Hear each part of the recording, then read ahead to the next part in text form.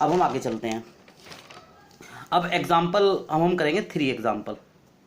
Example 3 हमें और थोड़ा सा अलग दिया सवाल, क्या दे रखा, हमें कह रहा है इवेल्युएट करिए इस इंटीग्रल को। ये इंटीग्रल क्योंकि कॉम्प्लेक्स इंटीग्रेशन पढ़ रहे हैं हम, तो कॉम्प्लेक्स में दे दिया उसने, जेड के बाहर लगा हुआ है, इसका मतलब क्या है, जेड का कंजुगेट।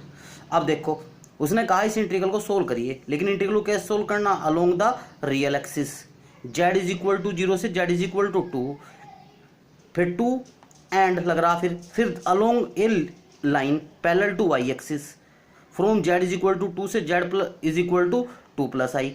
तो इसके अंदर 2 सवाल दे रखे, एक बार तो इंटीग्रल लेना इस तरह से और एक बार इंटीग्रल लेना है इस तरह से, 2 सवाल दे रखे, और दोनों के जो आंसर आएंगे उन्हें आप क्या कर दोगे, एंड लगा हुआ है बीच में, ऐड कर देना उन आंसर को, बस इतना करना है।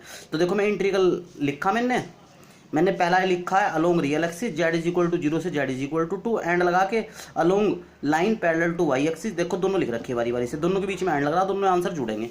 अब देखो ये इंटीग्रल हमें सोल्व करना था, पहले मैंने इंटीग्रल को किस में बदल लिया, एक्स और वाई में बदल लिया। तो मैंने एक्स और वाई में पूरा इंटीग्रल, सीधी सी बात है, जो जेड होगा जेड बार, तो जेड हमें बताइए एक्स प्लस आई वाई होता है, जेड हमारा क्या होता है, एक्स प्लस आई वाई। जैसे हम इसका कंजुगेट लेंगे कॉम्प्लेक्स नंबर में, वो एक्स माइनस आई वाई हो जाएगा। तो आपको ये दे रखा, बिल्कुल भी कंफ्यूजन का कोई टेंशन नहीं होना चाहिए, उठा के वैल्यू इसके अंदर फिल करो।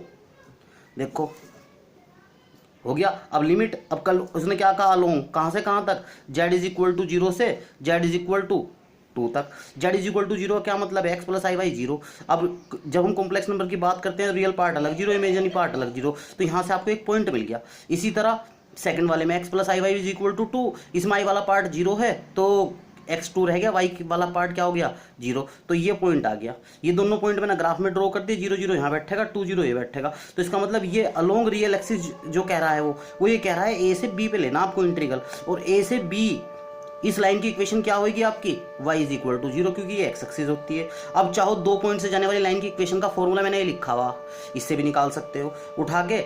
जब y इज इक्वल टू 0 करोगे तो सिंपल सी बात है, dy कितना हो जाएगा 0, में लिख भी दी है बात, इसका मतलब ये होता है। तो रख दिया फिल करके, आंसर आ गया।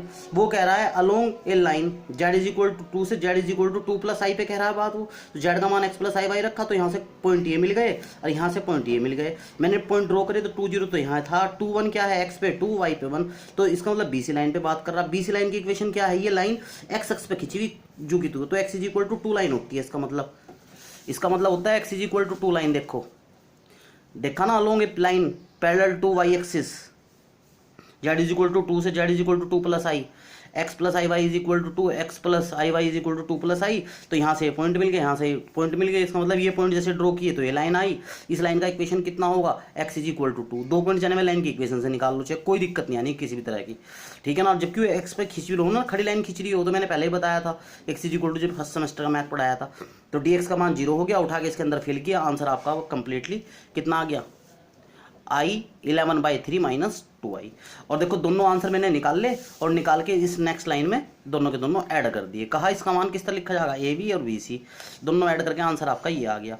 हमेशा आपको याद रखना है कि ये चीज़ 2 पॉइंट जाने वाली लाइन की इक्वेशन ये है। अगर कॉम्प्लेक्स नंबर में सर्किल की इक्वेशन निकालनी हो तो ये भी याद रख लेना फॉर्मूला, बड़ा इंपॉर्टेंट फॉर्मूला, मैंने क्लास में बताया था, लेकिन यहाँ भी आपको याद रखना है, ठीक है। अभी नेक्स्ट स्टार्ट करूँगा लेक्चर, ओके।